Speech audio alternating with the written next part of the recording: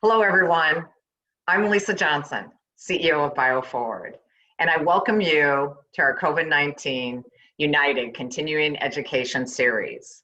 January, we updated you on Wisconsin companies, research institutions' response to the pandemic, followed in February with a presentation by Phyllis Arthur of Bio on the safety, efficacy, and importance of COVID-19 vaccines. Now today, I'm very excited to hear Dr. Gary Schroth of Illumina discuss genomic surveillance and how critical this is to tracking the coronavirus variants now and into the future. What are we hearing about all the time? Vaccines and variants. So with that, I would like to introduce one of BioForward's newest board members, who we are thrilled to have on the board, Haying Grunenwald, Director of Product Management for Illumina, who will be moderating this event. Thank you very much. Thanks, Lisa. I'm going to take the honor and introduce Gary Schroth, my dear friend and colleague in Illumina. Dr. Schroth is currently a VP and a distinguished scientist at Illumina, which is the highest honor of our scientific ranking. He leads the emergent application group in product development. Gary obtained his Ph.D. in biochemistry from the University of California at Davis, and has been working in the field of next generation sequencing for over 15 years as part of Illumina and Solexa. In his research, Gary uses next generation sequencing to study genomics, gene structure, RNA expression and regulation, and applied this to projects in the fields of cancer, immunology, microbiology, and infectious disease. Over the course of his career, Dr. Schroth has been an author of more than 100 peer-reviewed research papers and holds 17 US patents. With that, Gary, take it away. Thank you, Haying. It's great to see you. Great to be here. Thank you for bringing up the slides. Yeah, it's a pleasure to be here and talk with this group. I've heard a lot of good things about this group. I actually am not based in Wisconsin like Haying, but I work closely with Haying, and I'm based in California.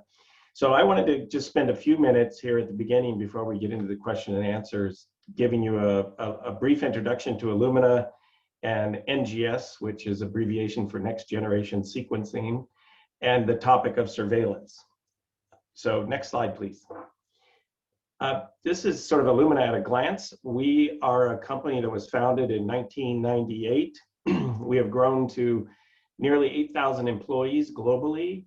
2019, we had our best year ever, 3.5 billion in revenues.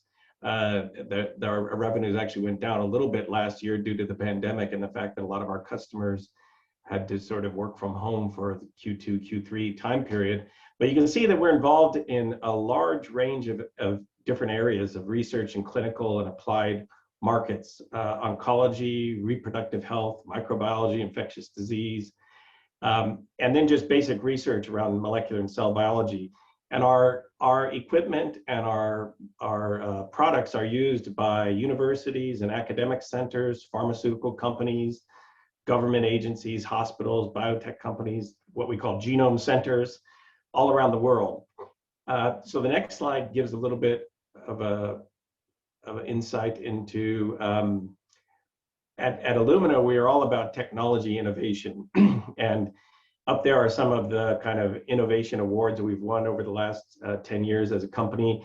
Those are our major products there, shown from left to right, with our little baby sequencer we call the iSeq 100, to our large-scale factory-scale sequencer, which is the NovaSeq 6000. The NovaSeq, just to put things in perspective, is capable of analyzing 48 whole human genomes every 2 days. And as I'll show you in a minute, it wasn't that long ago where doing one human genome was an enormous, multi-million-dollar project. Now you can do that, 48 of those every 2 days on that instrument. That instrument we have about 1,200 of those instruments out there in the world today. And total install base of all these different products you see here, over 17,000. And even though 2020 was a strange year for us, we actually sold over 2,000 new instruments last year, and we increased our customer total global customers to over 7,300 global customers. So we are a worldwide company. I think on the next slide, it will show you that. Yes, we are. We operate all around the world. Our headquarters are in San Diego. We have major research facility in Foster City and also in Madison. Madison is our key site for a lot of the enzymes that we make and protein manufacturing, and also R&D, like what Hain's group does. But we also have sites all around the world, including the UK, where Cambridge is kind of our European headquarters. We have major offices in China and Australia, et cetera. So we are a worldwide company. And the next slide, I think, shows a little bit about what we're probably most known for, if you will, is that because of our technology, we have been able to dramatically reduce the cost of sequencing a whole human genome. And so for those of you who don't do sequencing, you might not realize that sequencing a human genome is an enormous project. And it wasn't long ago when it took us about over a decade to sequence the very first human genome that was published in about 2001. At that time, if you would have tried to do it again, it would have cost tens of millions of dollars at the least. But with our technology and with the scaling and technology improvements we've had over the last 10 or 15 years, we've been able to reduce the price of sequencing a human genome from millions of dollars down to $600 today. And so that kind of cost reduction and throughput increases is kind of translates across all the different areas and applications that I showed on the beginning slide. So I want to just get into a little bit more about infectious disease on the next slide. So our sequencers and next generation sequencing in general has been really, really important in helping us get as far as we've gotten so far through this pandemic. And if you think about it from a scientific point of view, the fact that this strange pneumonia was identified in China just barely, if you think about it, over a year ago, 15 months ago or something. And it was then sequenced on Illumina sequencers, and it was pretty clear that it was a coronavirus and that it was related to some coronaviruses that we had seen before. There are hundreds of known coronaviruses out there in the world, but it wasn't exactly like any of them. It was a novel coronavirus. And that publication that came out in just a few weeks after the original patient sample was analyzed sort of set the stage for all the work that has been done since then. All the diagnostic tests have been based upon this. This has essentially become the reference genome for all of the SARS-CoV-2 work that has come along. And everything that we do today, we still sort of compare it to this genome, this progenitor genome, if you will. So the next slide talks about some of the things that we have also been involved with. As I mentioned, Illumina has been sort of in this fight, if you will, with this virus for well over a year. And in fact, our China offices, our offices in China were affected, very early on. So as I was telling someone earlier this morning, we formed a task force inside Illumina in early January of last year that I was a member of, and we started planning on how we were going to sort of deal with this virus, what we could do to help, all the way up to our CEO has and everybody across Illumina has had the kind of common sentiment of, we just want to do whatever we can do to help our customers, to help groups like this story that we're highlighting here, where they didn't really have sequencers in certain parts of Africa. We joined with the Africa CDC to strengthen sequencing capacity across the continent so that they could start monitoring some of these variants, et cetera, and doing more genomic work. The next slide shows some of the other activities we've been involved with. Even though in March, most people at Illumina went home, including our salespeople, we still had some folks in the field as shown here, that we're still working at key sites where these are labs, the Ian Lipkin lab in Columbia, Charles Chu lab at UCSF, a company called Carius at Redwood City, where they were doing really critical early kind of surveillance type work. This instrument that was installed at the CDC in China. And in addition to that, Illumina employees and our corporate foundation have funded a lot of local philanthropy. Most of that money from employees and our corporate foundation match went to sort of like food banks in the local areas where we have offices. We've also made a lot of corporate foundation direct grants to causes related to the pandemic. And then we've been really generous with in-kind product donations to support collaborators and to support groups that are working on this. And in fact, it's not really noted here, but throughout 2020, we offered very substantial discounts to anybody who was doing anything related to COVID, so that we could help kind of increase our knowledge around this disease. Next slide, please. And internally, we also started working on new programs to support COVID kind of testing and analysis. And because we're the sequencing company, we actually came up with the first sequencing-based or NGS-based emergency use authorization, so EUA test. I'm sure you've heard about all the different EUAs. And in fact, all the vaccines that we use are authorized under the EUA process as well. But we were the first sequencing company to receive a FDA test for something we called COVID-seq. The test itself is kind of a yes/no answer based upon next generation sequencing. We actually knew that at the time that one of its major benefits is, besides giving a yes/no answer, it will also give you a sequence of the genome in most positive samples. And so now that PCR testing has scaled up so well all around the world, this version of our test is being used not so much as a test, but more as a surveillance. We call it RUO use of this process to take positive samples that have gone through a PCR test. They're clearly positive.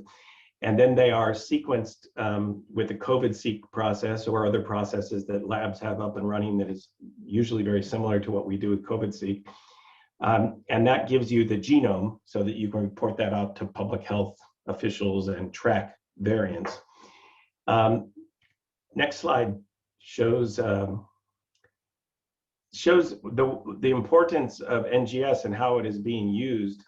It really does have a unique role in our response, our global response to the pandemic. So one of the things you can do very easily with this, and this was done very early on, even back to the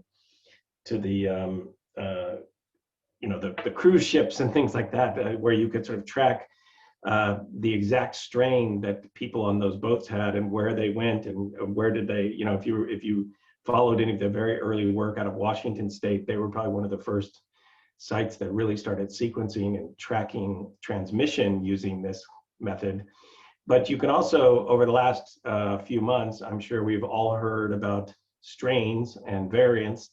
And that is because of next generation sequencing and the fact that we can sequence now any positive sample, and we can usually get a genome, and we can actually almost always get a genome.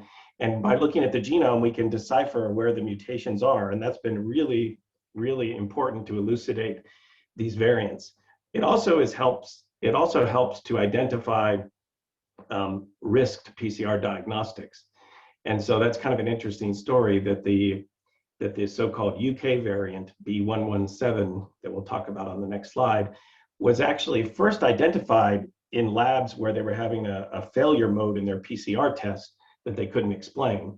And the failure mode turned out to be, some of the mutations were affecting the efficacy of the PCR process and the PCR primers. And so it's important to sequence these variants to understand how our standard testing is going to hold up as well. And then finally, and this is probably the most interesting and potentially worrisome thing I have to say, is to identify risk of vaccine escape variants. So the more we understand the genome of these viruses and the effect of the genome on vaccine efficacy and the ability for antibodies to neutralize them, that's a really important factor. And so you have to relate the genome sequence and the structure to the vaccine efficacy. And really the only way you can do that is by sequencing the genome. Next slide, please. So finally, I want to just, before we get into the question and answer, I want to give a little bit more detail on some of these variants. And it turns out that, so far there's been 3 major variants of concern. I just want to say one thing about variants. There has been literally thousands of variants identified over the last year. And if you create a family tree of like all the different genomes from the viruses, it's a huge web of kind of with lots of different tree trunks on it, so to speak, and different clades, as they call them in virus classification. But there's 3 that are particularly kind of worrying. Some have called them the scariants. I don't particularly like that term, but it's I think it is variants of concern. And these 3 are interesting from a scientific point of view, also kind of concerning in their behavior.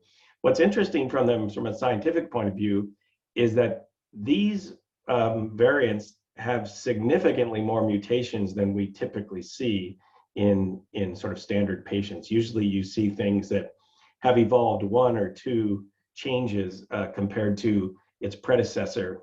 These mutations that were first seen in the UK one, the UK virus, and that was a tribute to the UK system where they were doing a lot of sequencing all summer long and through the fall. So they picked this thing up pretty early on. That variant had 23 changes compared to any other reference variant or reference genome that was out there. And some of them seem to be pretty significant, including 8 variants in the spike protein, which is the protein that interacts with the human cell to kind of enter into the cell. And that's where the vaccines are normally made, against the spike protein.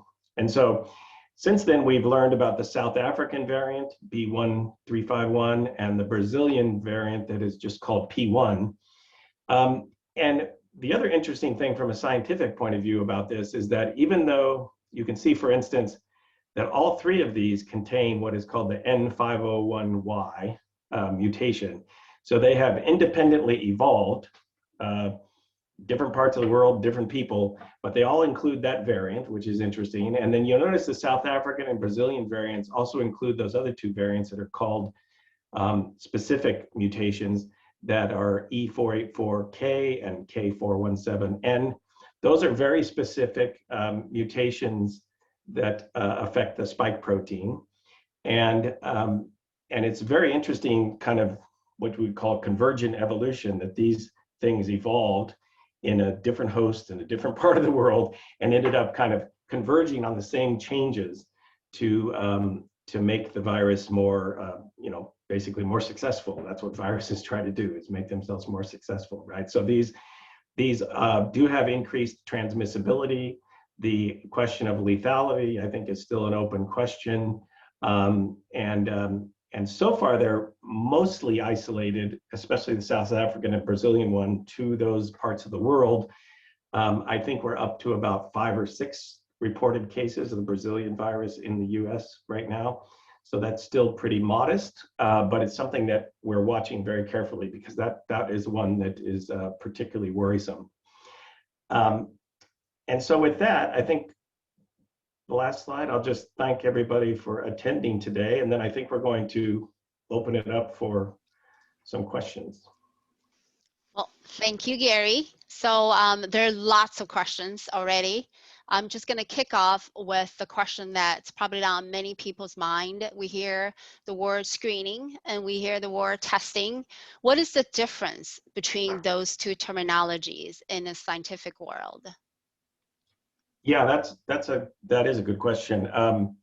And I think it's important to differentiate that, because testing is when someone has either come in contact with someone who has COVID or feels symptoms of COVID, and so they go and get a test, or they're concerned for whatever reason, they go and get a test, right? And I'm sure most of the people on the phone have probably signed up for a test and got the test. The screening is more like in a workplace environment. And I know, for instance, there are several healthcare systems, for instance, that are screening all of their workers, you know, as often as they can, at least twice a week, sometimes 3 times a week. And that has been really, really interesting. I've heard some really interesting stories about these screening programs where, you know, healthcare workers, people that work in a hospital, are walking around with huge amounts of virus. I mean, you know, that's the interesting thing about this virus, is that it can be super, super high levels, and like million-fold higher in some patients than other patients and it doesn't always correlate with how sick you are, but it does seem to correlate with how well you can sort of infect other people. And so what these screening studies have done, where they're screening everybody, regardless of whether you seem sick or are sick or whatever, and what they found is that they can oftentimes pick out people that really should not be around anybody else. They have, you know, just huge amounts of viruses in their system, yet that's the scary part about it. They feel perfectly fine. They don't even feel like they're sick at all. And so those are the really hot asymptomatic carriers. You want to weed them out, and screening will do that. Like, they would never have gone and gotten a test without a screening process in place. Okay, yeah, we call them the super spreaders. Yeah, right, Gary? yeah, yes. Yeah, you did touch upon that, but there are some questions I can see pop into the chat box. Is the different types of genomic tools can be used to detect and study COVID, in specific the qPCR test that we're grown to know, and NGS tests. Right. So there have been sort of a boom of testing modalities, but also just, you know, from mundane things like supply chain of tubes and gloves and everything else. But, you know, the fact that we are, you know, this thing wasn't even known a year ago, and now we run millions of tests a day, millions and millions all around the world. It's really remarkable. And most of those tests are PCR tests. Those are relatively simple. They look for a very specific, usually a small region of the virus, and amplify it up so that you can detect it. They're quite sensitive. They're quantitative. They've been reduced to practice in all kinds of major labs around the world. And so they can be done in high throughput. That's, you know, we all want to get our results back the next day. That usually offers that up. But in addition to that, there's more advanced kind of molecular methods that can be used. So this virus is an RNA virus. So it's we can't use our typical DNA sequencing methods to study this. It requires an RNA method. And so we have several RNA methods that we use, from shotgun sequencing, which is how this was originally looked at, where you just kind of sequence everything that's in the sample and see what you see, to all kinds of targeted methods where we can look at specific viruses or types of viruses. And we and others have developed a various suite of methods to kind of tackle this, and also look at various other things going on, like in the nasal swab. You know, it turns out there's human DNA in there, there's human white blood cells, there's virus, there's a human transcriptome response. You can study all that with next generation sequencing from the same swab that is used to do the PCR test. And so we and others have developed those kinds of tests and tools. Great, yeah, thanks. I think it's kind of critical to point out that all of the PCR, millions of PCR tests were run so far, right?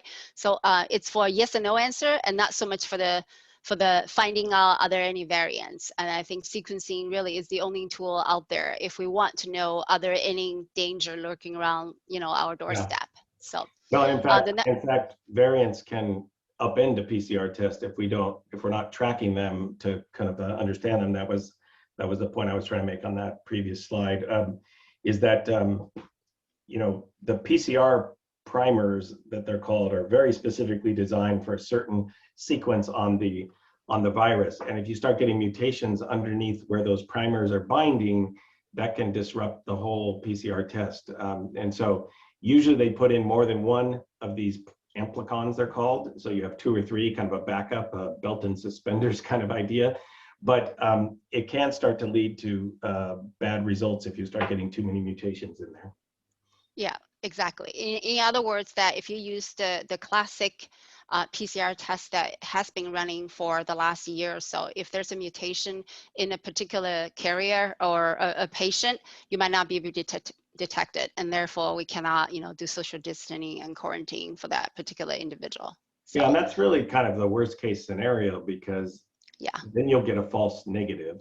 Yeah. So you don't know that this person thinks they're negative and goes about their merry way. And unfortunately, even though surveillance is starting to pick up across the US, very few places actually sequence the negatives to kind of see what they might be missing with the PCR test, right? And I think that actually, if I were in charge, I would be doing some of that surveillance of the negatives, especially from people that appear to be sick and their doctor thinks they have COVID and they keep testing negative. It'd be interesting to see why those folks are passing through the PCR screening. Yep, exactly. So I'm going to get into a bit nitty-gritty. There's a lot of questions about, are all these variants created equal? Of course, they're not.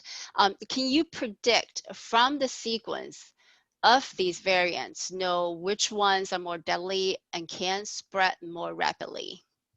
That's a tough question. So I will just say for the record, no, most variants are completely harmless and have no effect on the virus efficacy or on our testing or anything else. But because if you look over time, there are many viruses. So this virus, just being inside of a person, will mutate at a certain rate.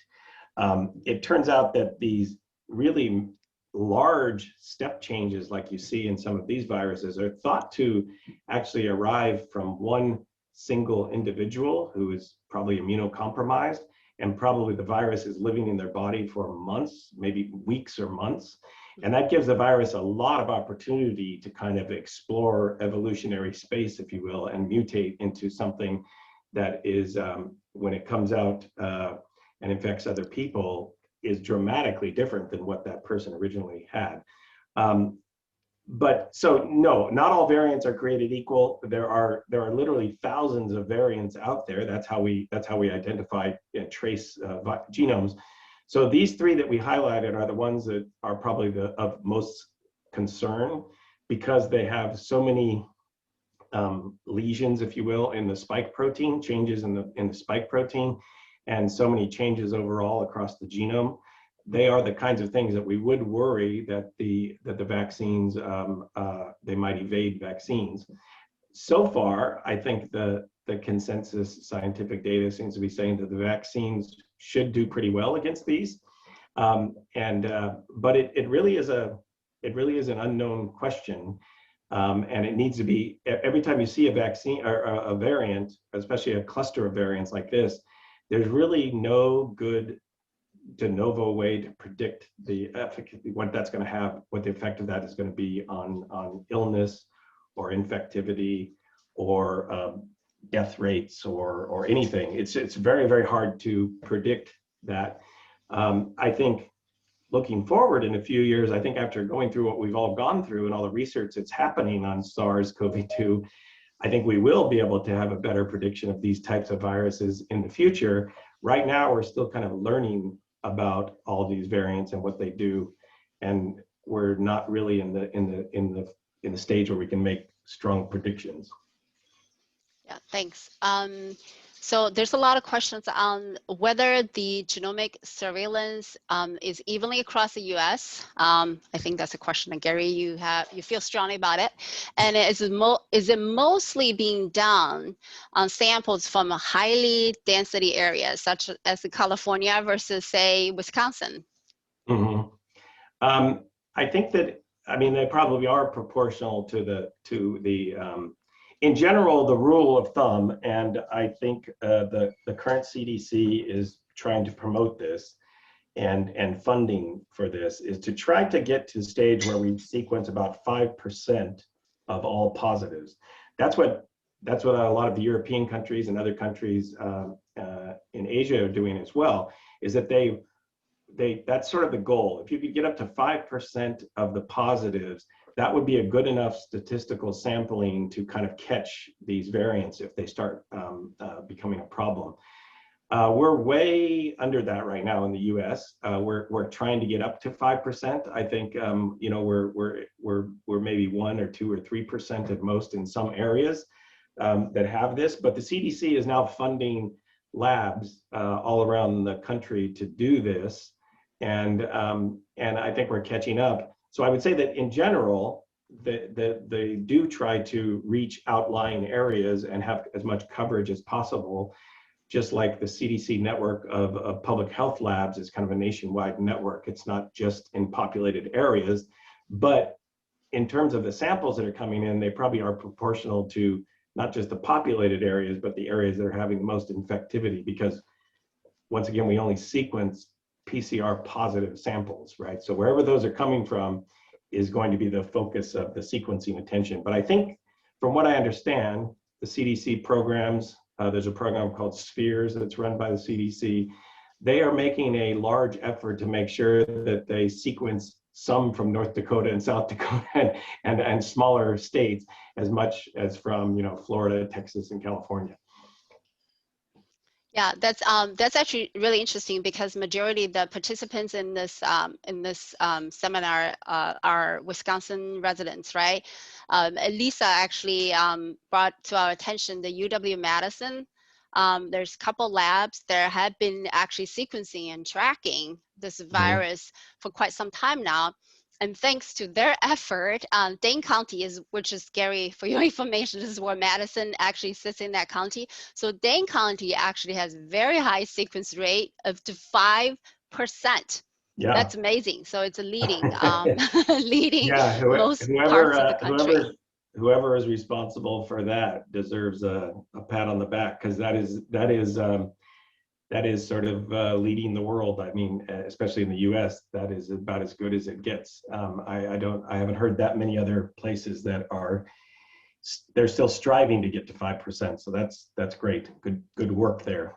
Yeah, exactly. And actually, one of our senators, our House Representative Tammy Baldwin, is the one who kind of like took charge and put this bill together for the President Biden to get that 400 million funding to really promote the genomic surveillance. So yeah.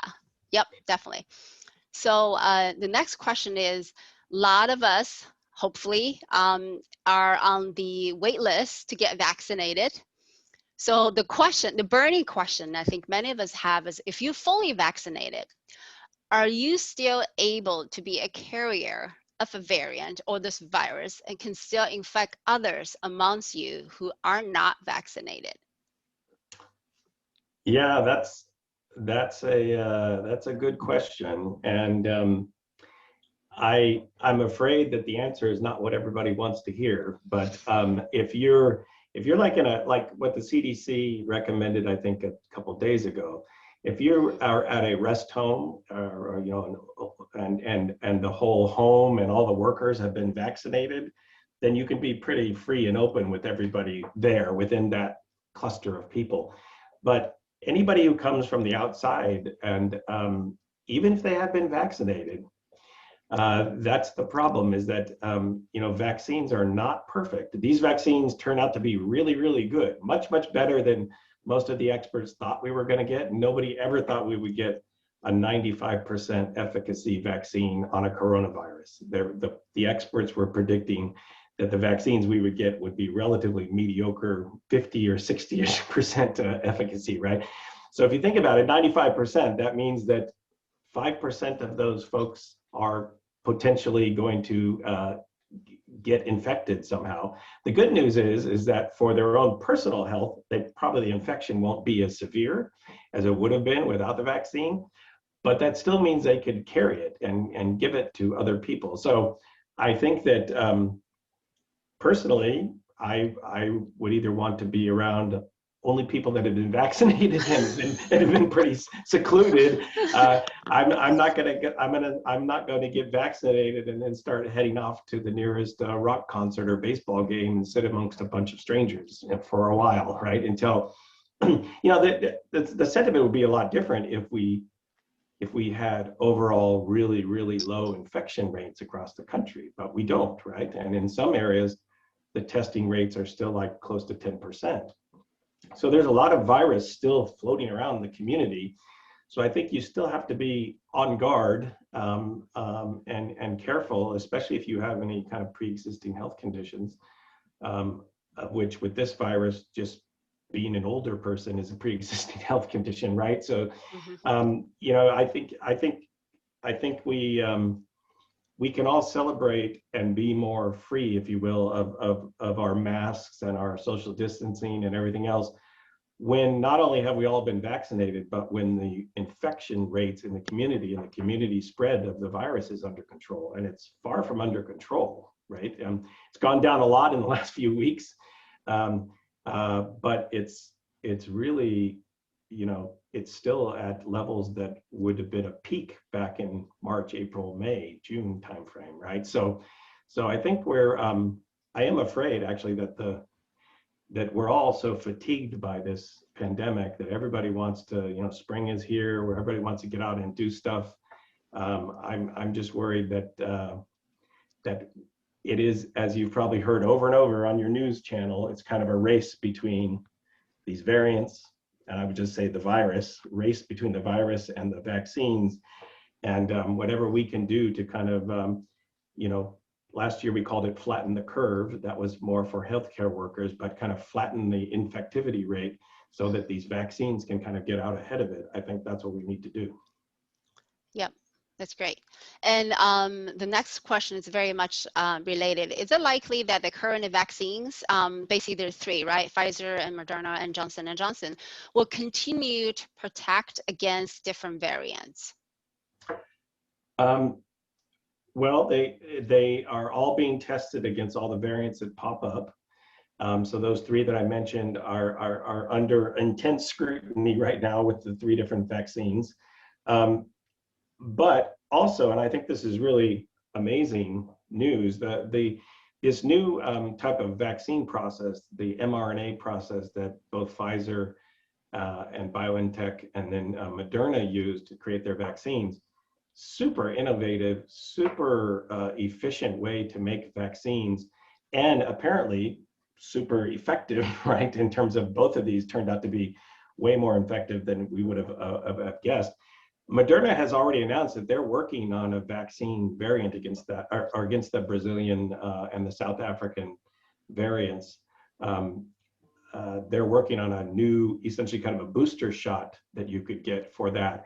And so I have a hunch that we will be getting COVID booster shots every year, sort of the way we get flu shots, most of us, for the foreseeable future, and that these will always be kind of evolving to adapt to the way the virus is evolving, and to try to match it in terms of neutralization abilities. Yeah, so, exactly. Yeah, I mean we will. So far, knock on wood, they seem to be holding up. But the other thing, and I'll just kind of put it out there if it wasn't obvious from my talk, the other thing I'm sort of concerned about is that we saw these variants in the UK and in Brazil and in South Africa only when people started sequencing and looking for them. They were there, but we didn't actually know them and we couldn't characterize them as well. There are many pockets of civilization around the world that don't have access to this technology or are not really up to speed on it yet, or are not paying for it, or just are long ways away from this kind of 5% goal. And what I worry about is that there are other variants out there that we just have not even assayed them yet, right? And so that's why I just think that this keeping the overall infection rate low is probably the most important thing. Just think of it this way: every person who gets infected with this is like an incubator for that virus to mutate and turn into something that potentially could come out of them and be worse, right? So if millions and millions of people all around the world are essentially incubating this virus, that's not good for us in the long run. We have to kind of get the infection rates down. Yeah, exactly. And here's interesting statistics. There's a question about how these variants, where the mutation come from, right? I mean, the virus, that's just natural selection. They mutate if the ones that are strongest to survive and the one that are more contagious and even more deadly, they spread more. As Gary said, that actually normal flu virus mutate, I think 20, 30 times per month. This COVID, actually only 2 to 3 times per month. The reason that it's so ravaging, it seems to be because we each is a host, provide a host environment for the COVID and the coronavirus to mutate. Because they're at a single moment, there are millions of people infected. So we're creating basically a hot incubator for these viruses to mutate. So yeah, the other thing that I've learned from experts in this field is that, like I mentioned, with those 3 dramatically changed viruses that we have in the UK and South Africa and Brazil, is that this story about them getting into an immunocompromised person or might have other kinds of diseases, and it sort of persists long enough that essentially the virus gets to try out all kinds of new combinations that until it finds the most effective. Like I did not realize this until this pandemic, that in South Africa, for instance, almost 20% of the population is HIV positive and is taking HIV medicines, which sort of make you immunocompromised, right? So that's a huge kind of dangerous reservoir for viruses like this to kind of explore and to explore their evolution. So, you know, things like that, there are stories like that all around the world that, you know, you just have to kind of be cautious of.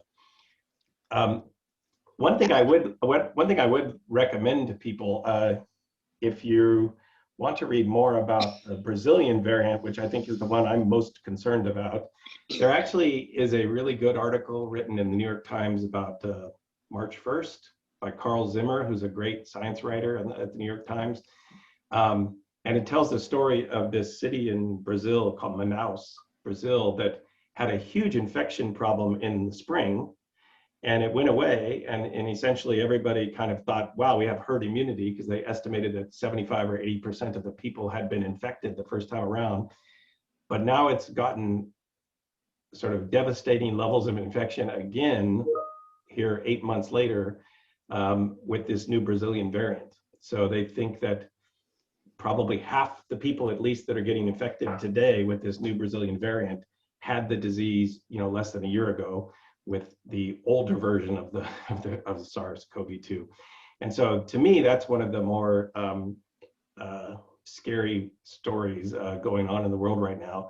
But it also just makes me wonder, like, until we sequence all around the world, we might not even know that these kinds of things are happening, right? So anyway, if you're interested in reading more details about what they found there, I would check out that in the New York Times. Yeah, I completely agree. I think there's numerous studies to show that reinfection is possible, of course, with these variants. I know in the communities, people often think that, okay, I've had it, I got over it, I should be fine. That is a false sense of security. So, well, it's just like having the vaccine, I think, is giving people a false sense of security too, right? Yeah. Yeah, so I'm going to get a little closer home because there's a lot of specific questions about doing the surveillance, right? Doing the sequencing. The question is, who is collecting these samples and who is analyzing these sequence data, and what's going to happen to these data collecting like nationally, locally, and globally? Well, that's a good question. As I said, all these samples that are being sequenced today come from an initial PCR test. So whether you realize it or not, when you submit to a PCR test and it tests positive, the CDC has a right to ask that be sequenced so they can do this kind of public health surveillance. And so in the US, it has developed to be a pretty decent network of labs that are kind of dialed in with the public health system, with this Spheres program and with the CDC. And the CDC is now funding them. Earlier on in the pandemic, they weren't getting a lot of funding, so they were kind of doing this on their own, and it was a little bit more haphazard. And you had really successful sites like your friends there, or colleagues there at Madison, and in Washington, and a few other pockets of really good success, but it wasn't really a national program. Now I think all of those groups are being encouraged to submit their sequence data to the CDC. They then analyze it sort of in a mega set of data and kind of report out the presence or absence of these variants or any other interesting things that they're popping up. But in other places of the world, it's not as well orchestrated across all the countries. In Europe, they each have kind of their own system for doing that. You know, Australia has a very, very strong system of surveillance, and they've done an amazing job of keeping the infection levels down and understanding exactly who has what there. And so I just think that here there is a system that was in place. It's become more hardened and matured to kind of distribute the data up to the CDC ultimately within the United States. Yeah, there's, we only have 12 minutes left, and there are a ton of questions coming from the audience. Some of them are hit home really, really closely. They say, if my whole family is fully vaccinated and I'm not, can I, you know, am I at risk of getting it from my family? You're probably more at risk of getting it from, you know, going out of your house than you are staying in your house with a bunch of vaccinated people. But I think it's, you know, I think these rules and guidelines about how intimate we can be with people who that we live with or whatever or work with, that you know, where most of them have been vaccinated but some of them haven't. Like I said, I think the levels of community spread that we have in a lot of areas just kind of, I think it's kind of common sense. You should be careful if you haven't been vaccinated and you've been out and about in public at all. You probably need to be very careful. Yeah, another good question is, are there studies showing that these variants have impact on the actual symptoms? Do the variants make it like the breathing difficulties and fever and fatigue? Are they more severe symptoms displayed with potentially these 3 variants that we know? You know, that's a good question. I'm sure someone is looking at that. I have not seen the data. Remember, the variants, we've really only known of the variants since November, December, January. So we don't know for sure. I will tell you that it's very clear why these variants are so infective. They do have about an order of magnitude more virus in the person on average than the older strains. And so, but I don't know that that has been correlated with disease levels. It certainly it is correlated with infectivity, in that these people are have a better chance of every time they speak or sneeze or whatever, that more virus is coming out of the droplets that they're aerating than anybody else, because they have these variants are, like I said, really, really high levels. I don't think that I would predict it's not affected by, because it's just very clear that you can have people that are 100% healthy looking, feeling great, and they have tons of this virus in the system. And then you have other people that literally are on their deathbed and, you know, it's barely detectable in their system. So I don't think that the virus levels, it correlates with the mutations, but I don't know that it correlates with the disease yet. Yeah. This is a really good one related to vaccination. Say, is it correct to assume that when we get vaccinated, it becomes critical that we each document our side effects, because these vaccines are released quickly? And so later on, if we get sick with COVID, NSG should be done in those individuals to understand what vaccine may not be effective against a particular variant. Oh, I think it's really important to know which vaccine you had, and for your doctor to know that, because they will have different escape mechanisms, and over time, they're not going to sort of wear off the same naturally in terms of your immune system, but also respond to variants the same. So I think it is really important to understand which vaccine you had. In terms of side effects, I know a lot of people that I know who've had it have had, pretty strong flu-like symptoms when they had the, especially I guess the second shot of them. And to me, I was actually just reading about that this morning. That's a really good sign. If you get those flu-like symptoms, that means your immune system and they call them germinal centers, where your antibodies are made, are really, really actively responding to that virus, that sort of mRNA from that is the code for the virus. And so I think it's a good sign.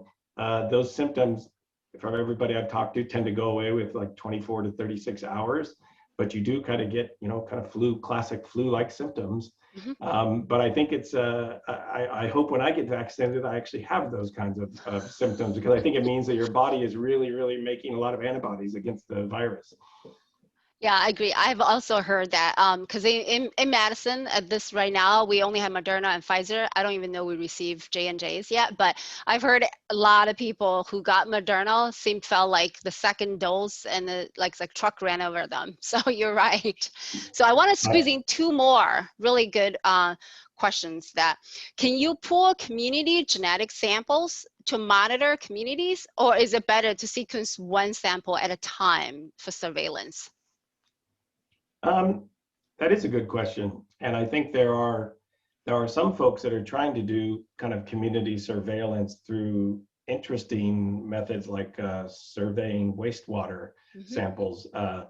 One of the more remarkable things about this virus is not only is it in your system, it goes through your intestinal tract into the sewer, and it's still viable, not necessarily viable in terms of an infection, but that RNA, we usually think of RNA as being very sensitive. That RNA survives far downstream into a sewer. We can still detect it.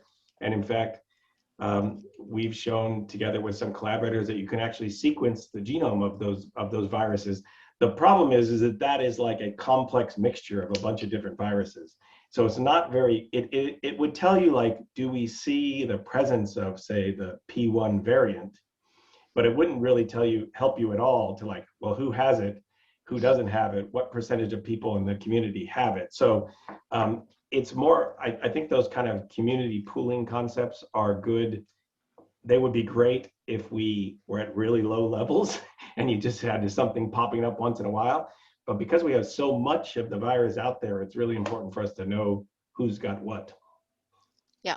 So I know we're almost at the hour. I want to squeeze in one more question, which is a great closing remarks, actually, is what have we learned from this whole COVID experience and genomic surveillance?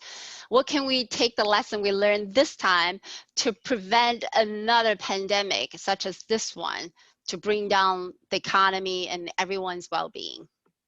Yeah, well, I think we have learned that, I hope the world has learned that if we had more active surveillance of these types of viruses out there in the world way before they got to this level, right? So if we were kind of screening animals and insects and other things all around the world and understood these types of coronaviruses, for instance, I mean, many of the worst pandemics have been caused by coronaviruses. Just understanding coronaviruses that are out there that might be able to jump the fence, coupled with everything we've learned about this SARS-CoV-2 and how it, I mentioned earlier, how we might be able to predict things like efficacy and disease status or state based upon the sequence of it. So that kind of surveillance, I think, is going to be supported worldwide, just because of the huge economic impact this has caused across the world. A few $1 billion worth of surveillance around the world, we would have been much, much better suited to do this. We now, the vaccine technology we have now is amazing because of this. The kind of ability to scale up testing like that was done this year is kind of amazing. So I think a lot of things we are going to be much better prepared in the future. But it would be better to have a little bit of an insight into what's out there more than just being surprised by a novel virus in the future. So I hope we have kind of a global surveillance program.